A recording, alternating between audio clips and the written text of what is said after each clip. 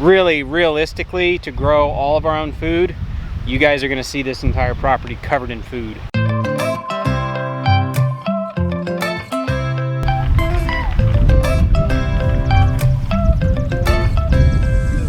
Good late morning, beautiful people. So as spring has continued, there's a lot of stuff we've tried to get in the ground, and just for whatever reason, we're having a hard time getting stuff done. But it's okay. It's nice to be able to make the time to do this type of stuff. So today, I'm going to take half this bed. I've got amendments and things that I need to turn in. Oh, you guys didn't see this bed. Let me walk around, I'll show you. So this was where we had corn last year. Corn didn't do very well because we planted with a frost. I just put posts in with one row, followed the contour, and it stops the dirt from just continuing on down the hill. On that side, we really want to grow in the, like basically from where this is at to, I don't know, about where the hill starts climbing up too high. I want to do another wall on the downhill side, and then we'll grow there. This year, I want to try growing in the bottom, you know, maybe moisture loving plants, because, you know, come summertime, when we get those summertime downpours, I get swampy for about a day. So today I'm going to be prepping this bed. I'm going to be making hills and valleys in half of this bed, and we're going to plant some potatoes. We had a hard time finding seed potatoes this year, but due to neglect, I had left a container full of our potatoes in the shed, and I forgot about it. All of those potatoes are sprouting after a year. Like, that was one of those funny things. It was like we couldn't find seed potatoes, and then, oh man, this is last year's potatoes. Oh look, seed potatoes now. So we're gonna plant last year's potatoes, the ones that we didn't eat. They were small, and it was stuff that I pulled up, you know, last, and for whatever reason they just got forgotten. It's not like we were having a baby and building a house. So that's what we're gonna use. We had a bag of organic red potatoes just go crazy and start sprouting, so we cut those up, cut all the eyes out. I think we're actually gonna have enough to make a pretty good sized bed. We're gonna do, I think this whole run is 50 feet. I'm gonna do half of it in potatoes, and then we're gonna do the other half in corn. Just, you know, stuff like that. So let's get started.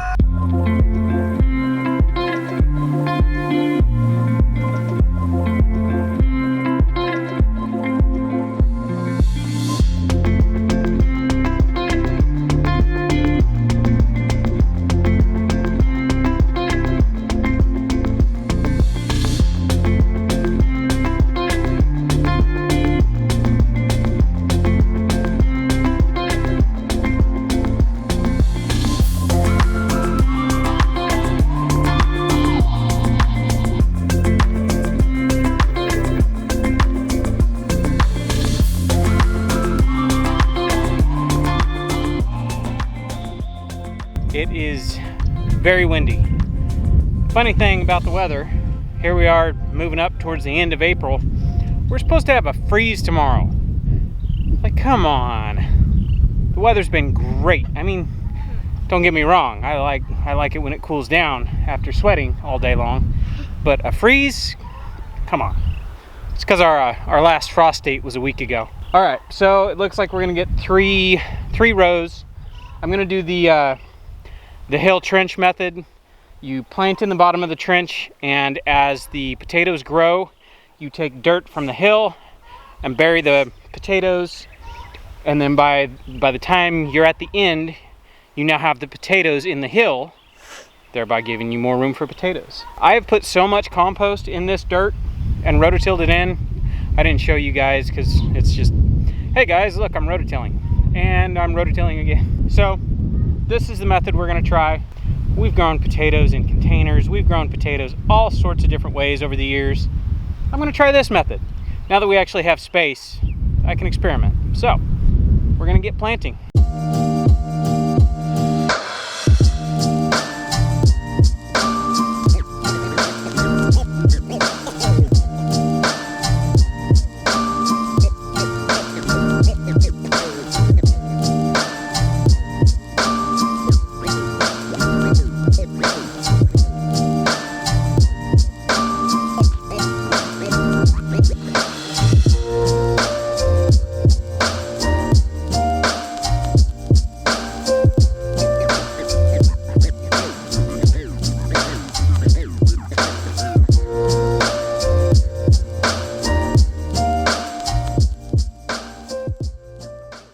So there you have it. I feel like we're gonna call these the potatoes out of the hat. We could not find seed potatoes, and we miraculously came up with enough potatoes to plant. It's a good feeling. I'll tell you what, it feels so nice after building all these beds and just toiling in the dirt. To be able to plant something just feels wonderful. I bet you, Meg, when you edit this, you're gonna wanna come get your fingers in the dirt too. Did you have fun planting potatoes? Yeah. Feels good to plant something, doesn't it? Yeah. But didn't take very long. Honestly, it wasn't too many potatoes. If they grow and they do good, this would be a lot of potatoes. Definitely not enough to feed us. I think we need something like 1,500 pounds of potatoes a year if we add up how many potatoes we eat in a year. Really, realistically, to grow all of our own food, you guys are gonna see this entire property covered in food. We are really trying to shrug off the grocery store. There's some things, you know, be realistic. We're never gonna grow our own coffee. We're never gonna grow our own bananas. You know, it's being realistic. But we can grow our own vegetables. And when we go to the grocery store, vegetables are the #1 most expensive thing we purchase. It blows me away sometimes, you know, pick up a couple of heads of broccoli, something that grows here very well, and you're talking $5 to $8 for a couple heads of broccoli, and it's just like, something's wrong here. So our plan is to become as independent as reasonably possible. I know a lot of people get kind of uppity when we say stuff like that, but you know, within reason. We know we can't grow coffee. We know we can't grow papayas, but we can grow some zucchini. So got to start somewhere, right?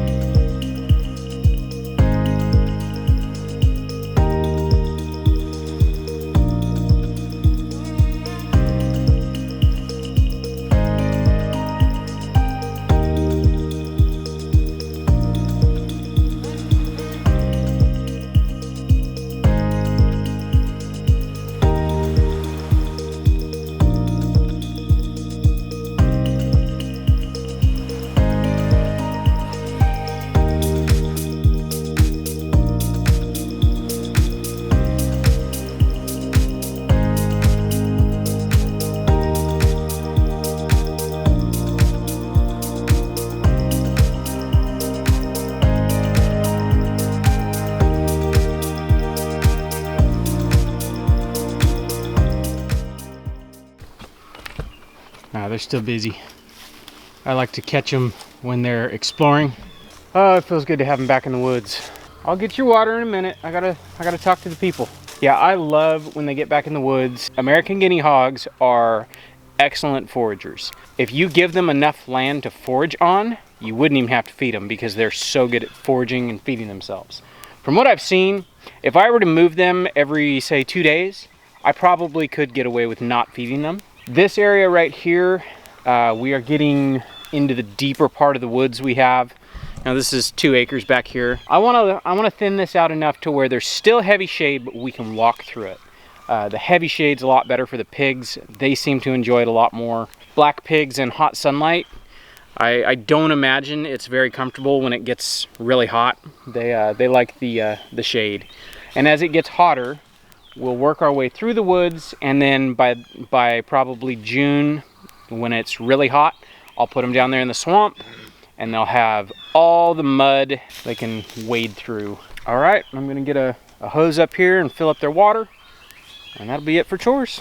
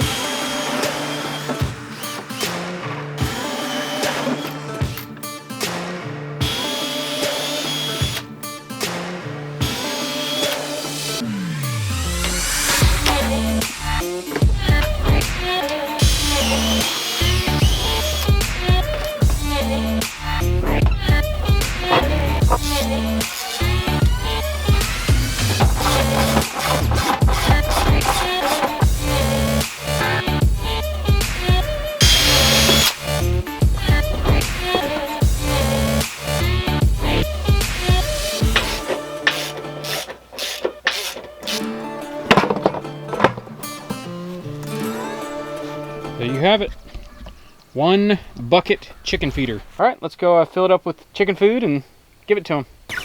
Sorry, meat birds. See if I can do this without making a mess.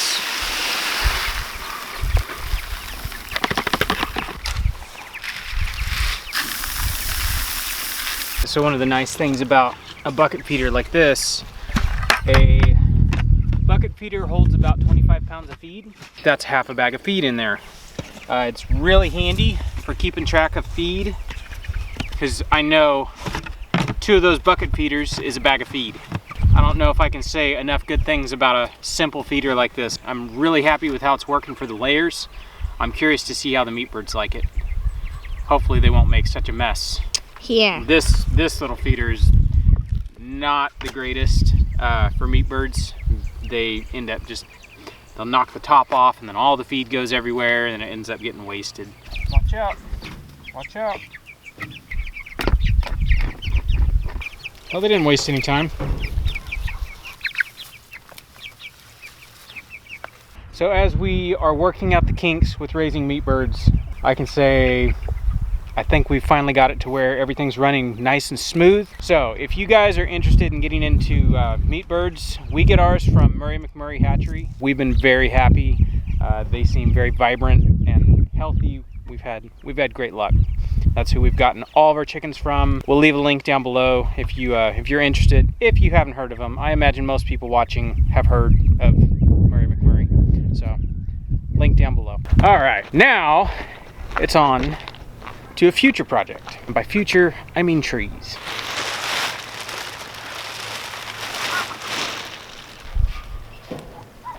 It is now that time of the year.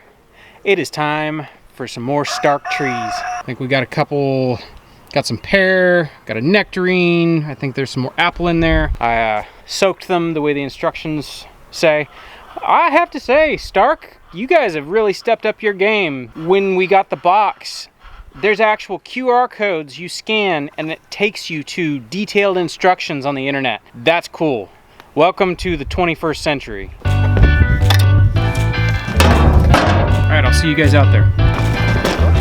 Okay, do we want to go closer to the farmhouse or farther from the farmhouse? And do we want to plant in the bottom of this swale right here? Okay, I'm thinking not closer to the farmhouse because we don't know what we're going to do with it yet.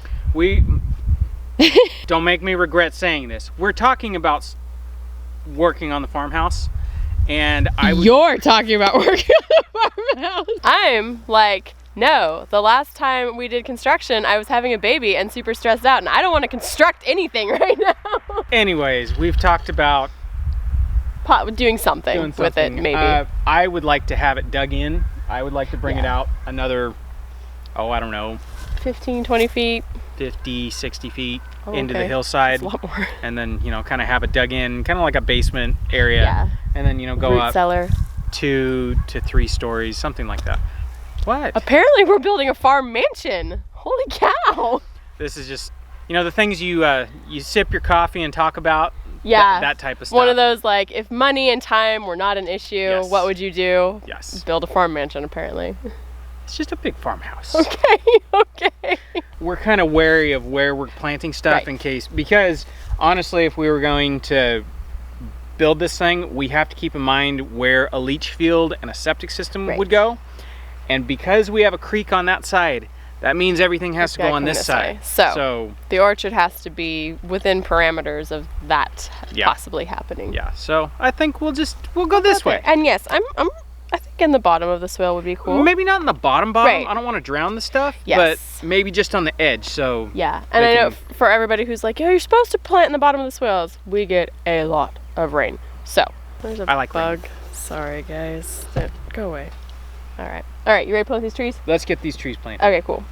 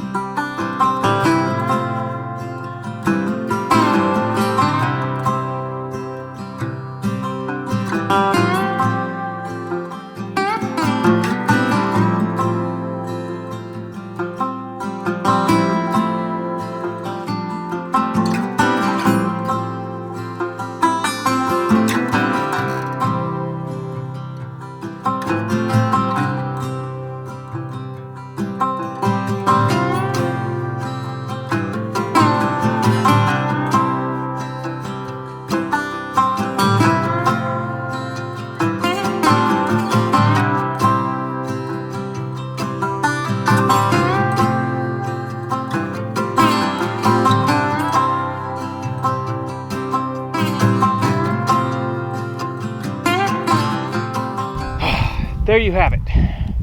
More trees in the orchard. We are up to, what'd you say? 17. 17? Yeah. It's a great start. It is a great start. It's very exciting. We want to do way more trees, but and we need way more trees. But trees are one of those funny things. I was just talking to Brett. You know, trees are one of those things you don't necessarily plant them for you. You're planting them for the next guy. Yeah. You know, if we are able to eat fruit out of this orchard in the next 10 years, cool. Yeah. If not, you know, the kids can enjoy it. I remember I helped plant a whole bunch of fruit trees on my mom and dad's property, and I never got to enjoy the fruit. You know, I did a little bit. We did later. Like, we went back after we were married. Way later, but it's like, you know what? You can't plant it and then get mad if in a year you aren't eating fruit off of it. No, that's not how it works. So it's nice to be able to plant trees on our property. Yeah, it is. It's really cool. We want to say a huge thank you to Stark Brothers Trees. Yeah. Really. All of these trees are from Stark. Yes. We really appreciate them hooking us up with these trees. Yeah. If y'all want to order trees, you better do it now, because there are not very many left. I know. I want to go inside, take a nap. I don't like planting trees. Damn, she lasted for a minute. Go get trees if you can. They are while they're in stock. While they're in stock, they're running out. It is spring. They're very, very busy, but they are great trees. We have been super happy with our Stark trees. I mean, they're just happy looking. Happy little trees. Happy little trees. Our Bob Ross on. Happy little trees. All right, that's gonna do it for us.